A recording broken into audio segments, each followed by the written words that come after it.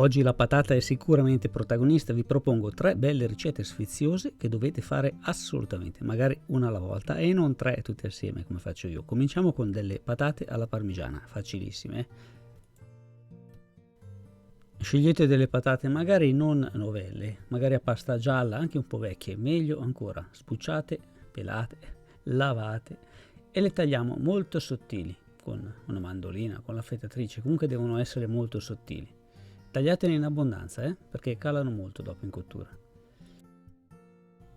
Per tagliarle sottili non c'è bisogno di avere una macchina da guerra come la mia, che costa anche un po' di soldi. Va benissimo quelle da 10 euro che vendono al mercato, funzionano bene. L'importante è che state attenti alle mani, perché è un attimo lì, non fate come me che non uso mai la protezione.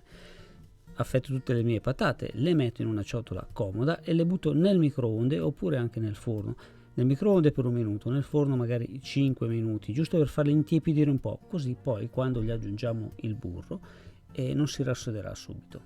Ora che sono tiepide ci aggiungo dell'origano, una bella grattugiata abbondante di formaggio parmigiano oppure di grana, purché sia buono, o se volete degli altri formaggi va benissimo, però devono essere a pasta dura come il grana, come il parmigiano, lo spritz eccetera eccetera. Un po' di sale, un po' di pepe.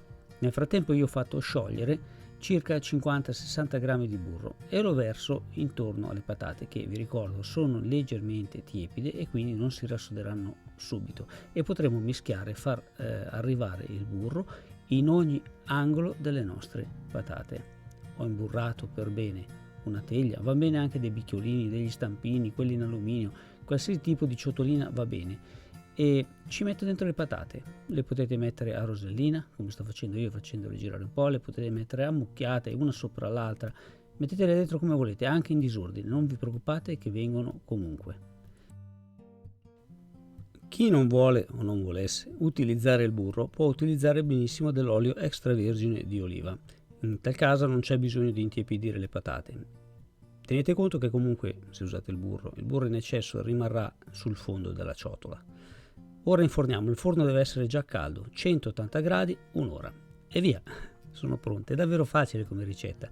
Con una spatolina, cucchiaio, quello che avete, le tirate fuori e le disponete in un piatto. Bel rametto di rosmarino fresco e sono pronte da servire.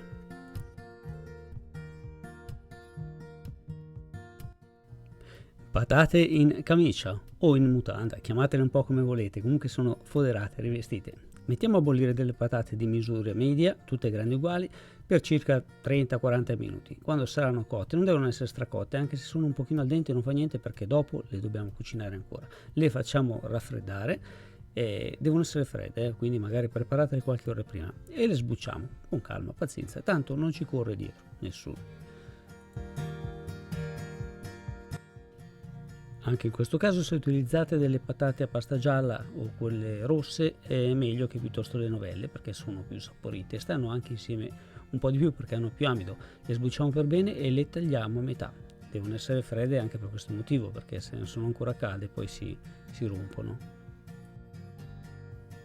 Ho deciso di fare queste patate in camicia, metà con la camicia e metà nude, senza niente, così vi faccio vedere la differenza, che anche se non hanno intorno la pancetta o il bacon o il prosciutto o lo speck o quello che ci volete mettere, stanno insieme lo stesso, vengono benissimo, è un'ottima alternativa anche alle patate al forno, quindi vi faccio vedere entrambe le versioni.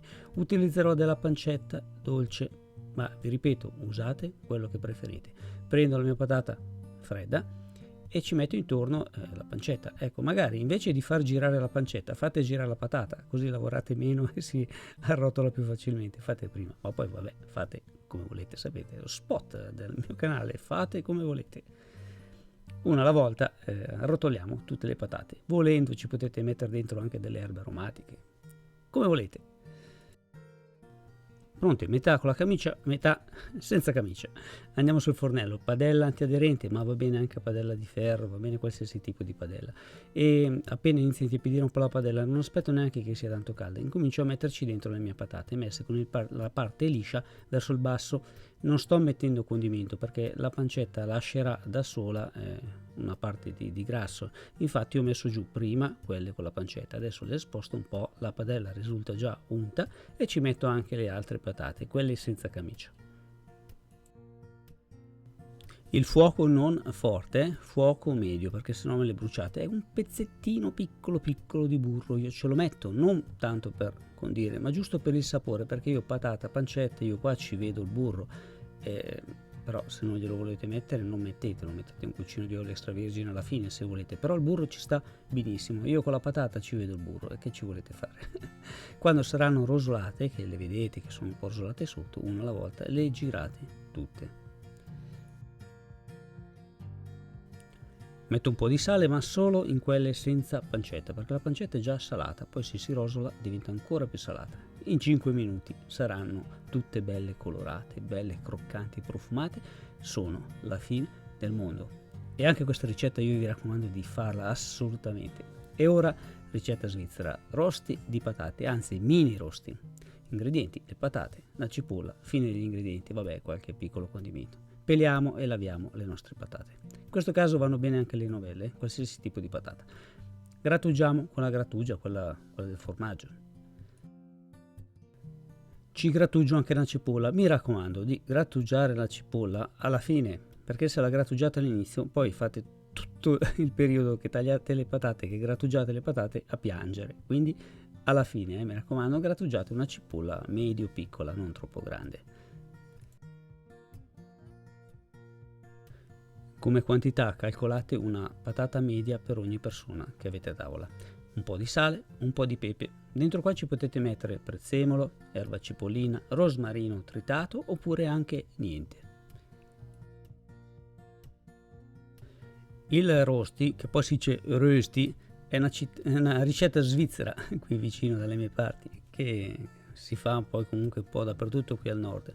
Ci va il burro, un pochino di burro con la patata, sapete, e ci va, però se volete farla con l'olio, fatela con l'olio. Dovete usare uno stampino per farli piccolini.